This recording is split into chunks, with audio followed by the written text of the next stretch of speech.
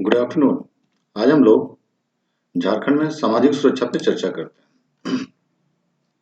इसमें जितने भी क्वेश्चन लिए गए हैं सारे झारखंड आर्थिक सर्वे 2023-24 के रिपोर्ट के आधार पर तैयार किए गए हैं। ठीक है। अब कुछ जगह पे नीति आयोग के जो रिपोर्ट थे उसमें इसको मैच कर दिया गया है। तो चलिए क्वेश्चन पे डिस्कस करते हैं। पहला क्वेश्चन है,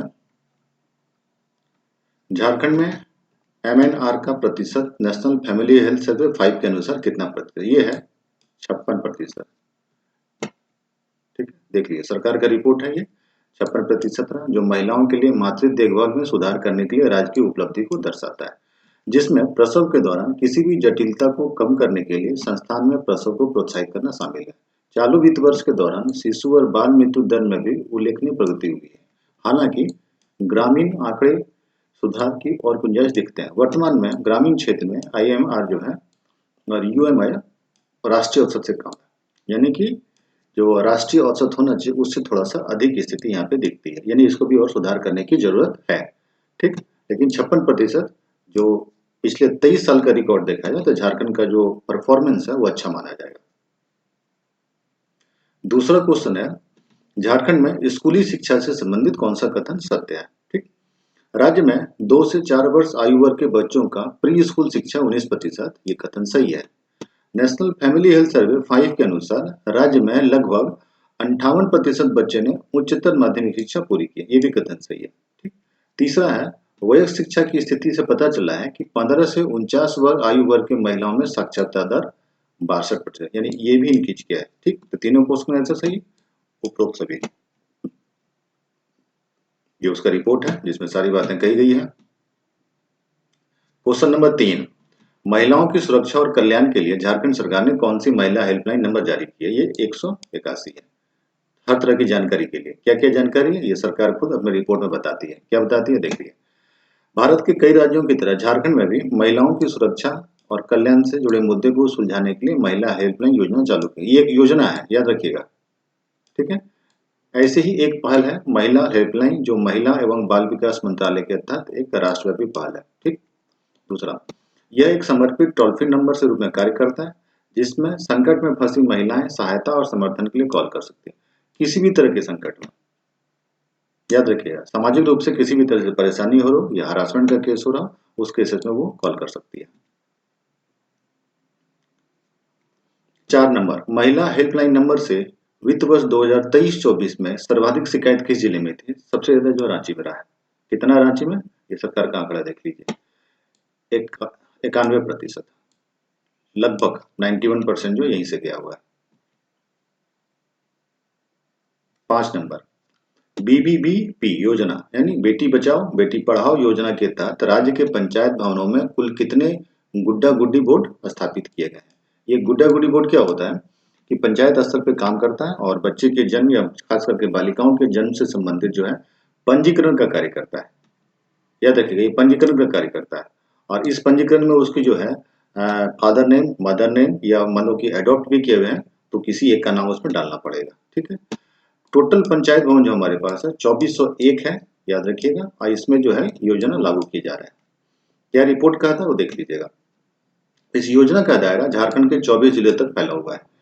इस योजना में पंचायत भवन में कुल 2401 गुड्डी गुड्डा बोर्ड स्थापित किए गए और उसे प्रदर्शित किया गया है।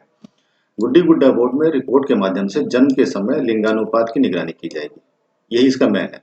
इसको भी आप याद रखेंगे। एक तो ये याद रखिएगा 2401 है और एक ये याद रखिएगा कितना है, दोनों।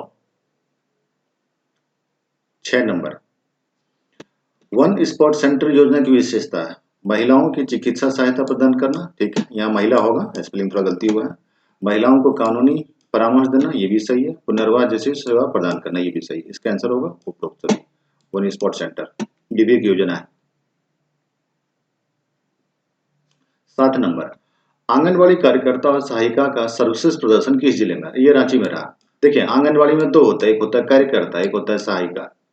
ठीक है, दोनों होता है। सपोर्ट के लिए भी लिया जाता है। कार्यकर्ता जो होते हैं वो डिस्ट्रिक्ट लेवल से जो है वो चयनित किया जाता है और सहायिका जो होता है वो ग्राम सभा की ओर से मिलता है। तो ये दोनों मिलकर के इस काम को पूरा करते हैं। जो चीज ग्राम सभा का उसमें वहां से 1-2 लोगों को अपॉइंट किया जाता है, क्योंकि आपको आपकी ग्राम सभा की अच्छी जानकारी होगी तो आप सहायिका के रूप में काम कर सकते हैं वहां पे। रांची का परफॉर्मेंस बाकी सबसे अच्छा रहा। उसके बाद देखिएगा, आंगनबाड़ी कार्यकर्ता और सहायिका के अतिरिक्त मानदेय का उच्चतम अनुपात रांची में है। ठीक, उसके बाद जो है पलामू और फिर धनबाद में सबसे कम कोटि का परसेंटेज। 8 नंबर, एकीकृत बाल विकास सेवाएं का कार्य है कुपोषण कम करना, बिल्कुल सही। मातृ सुधार, स्वास्थ्य में सुधार करना, ये भी सही है। बच्चों का समग्र स्वास्थ्य पर ध्यान देना, ये भी सही। इसका आंसर होगा उपरोक्त सभी। 9 नंबर, पूरक पोषण कार्यक्रम किस योजना का महत्वपूर्ण घटक है? देखिए, ये एकीकृत बाल विकास योजना का, आईसीडीएस का ही एक है ये।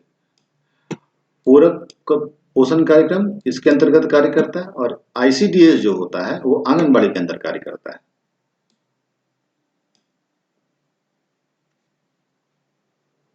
10 नंबर, प्रधानमंत्री मातृ वंदना योजना गर्भवती और स्तनपान कराने वाली महिलाओं की सहायता के लायक बनाई गई मातृत्व लाभ योजना है। इस योजना का नामांकन में सबसे अधिक संख्या किस जिले का? ये पलामू जिले का है। ठीक है, कितना है पलामू में देख लीजिए, 5002। उसके बाद गिरिडीह है और इसके तहत नामांकन सबसे कम है कोडरमा का, धनबाद का और रांची का, यानी सबसे अच्छा परफॉर्मेंस जो है पलामू का। ठीक, 11 नंबर, पोषण अभियान से संबंधित कौन सा कथन सत्य है? यह अभियान बच्चों के जीवन से पहले 1000 दिन पर केंद्रित है, यह सही है। सर्वोत्तम उपलब्धि दर वाले जिले दुमका है, ये भी सही है। सबसे कम उपलब्धि वाले जिले जामताड़ा, ये भी सही है। यानी इसका आंसर 1 2 3 तीनों सही है। आंसर होगा डी नंबर। 12 नंबर, शक्ति सदन योजना से संबंधित कौन सा कथन सत्य है? यह योजना आश्रय, भोजन और कपड़े प्रदान करती है, कथन सही है। इस योजना का उद्देश्य यह सुनिश्चित करना था कि ये महिलाएं सम्मान के साथ अपना जीवन जीने में सक्षम हो, ये भी सही है। आंसर होगा सी नंबर। 13 नंबर, झारखंड के किस जिले में सर्वाधिक आंगनवाड़ी कार्यकर्ता? रांची में सबसे ज्यादा है। सरकार के आंकड़े के हिसाब से देखिएगा 2549। उसके बाद गिरिडीह, पलामू, जबकि सबसे कम जो है लोहरदगा में और कोडरमा में। 14 नंबर, इंदिरा गांधी राष्ट्रीय वृद्धा अवस्था पेंशन योजना से संबंधित कथन पर विचार कीजिए। योजना 60 से 79 वर्ष की आयु के व्यक्ति और 80 वर्ष और उससे अधिक आयु को लाभ पहुंचाती है, ये कथन सत्य है। वित्तीय वर्ष 2023-24 में झारखंड के पश्चिमी सिंहभूम का प्रदर्शन सर्वश्रेष्ठ रहा, ये भी कथन सही है। आंसर क्या हो जाएगा? सी नंबर।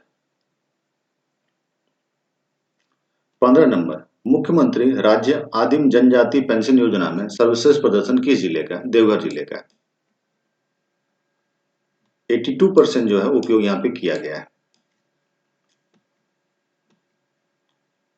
16 नंबर, एचआईवी और एड्स से प्रभावित व्यक्ति के लिए झारखंड सरकार कौन सी योजना चला रही है? ये चला रही है मुख्यमंत्री राज्य पेंशन योजना। ठीक है, ये योजना जो है एचआईवी से जो है उसको प्रोत्साहित करने के लिए, यानी कुछ उसको आर्थिक लाभ दिया जाएगा। वैसे यहाँ की रिपोर्ट में ये भी बता रहा है कि राज्य प्रायोजित पेंशन योजना हजारीबाग में उपयोग का सबसे अच्छा रहा, 71%, जबकि सिमडेगा का बजट सबसे कम रहा। अक्टूबर 2023 तक कुल 6538 लाभार्थी इस योजना का लाभ उठाया, जिसमें हजारीबाग सबसे अधिक रहा। ठीक, 17 नंबर, स्वामी विवेकानंद स्वावलंबन प्रोत्साहन योजना मुख्य रूप से चलाई जाती है, ये विधवा महिलाओं के लिए चलाई जाती है, उसको आर्थिक रूप से प्रोत्साहित करने के लिए। ठीक है, तो ये था हमारा 17 क्वेश्चन सामाजिक सुरक्षा से। ठीक है, ये आर्थिक सर्वे के रिपोर्ट के आधारित था। ओके, गुड डे, जय हिंद।